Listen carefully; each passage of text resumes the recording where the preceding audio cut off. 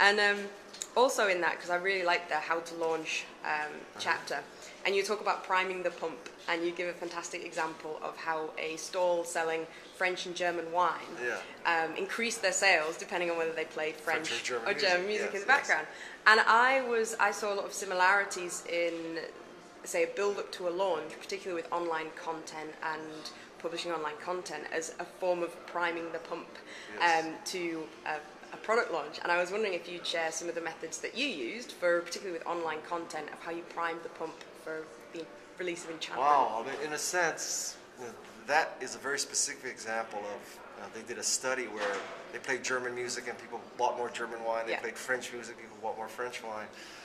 I have to think of an online analog to that. Well, I can't, I don't recommend playing a French, music flash when you come to a website. But I guess I know that, or the way I saw it is that the content that you released, the Facebook page, the things that you were publishing beforehand, was a form of priming the pump. Because you See, you're smarter than I am. So what you're referring to is about 2 months before the book came out, I created a Facebook fan page. Yeah. And on that fan page, I started providing, in particular, a quiz about quizzing yourself to see how enchanting you are. And I found out, much to my amazement, I found this out yesterday, there's 2 versions of this. So much to my amazement, there's a Facebook version of the quiz and a website version of the quiz. And I thought, Facebook has everybody on the planet already.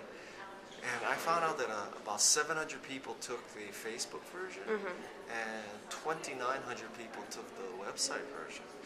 So, I don't know, we started off this about priming the pump, and that quiz's purpose is to prime the pump, get people, thinking about it. Get a low score, oh my God, I got to buy the book, okay? But another data point that is very interesting is, if you think that the whole world is Facebook, and you don't need to do a web version, you'd be wrong, because by 4 to 1, more people use the website version than the Facebook version. That is interesting. And the website version came out 2 or 3 weeks later after the Facebook version, so the Facebook version has had a jump start. Right. So.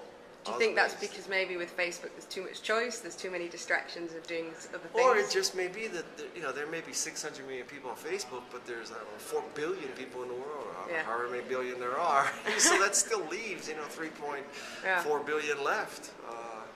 But that's something your readers and viewers should know. That is interesting.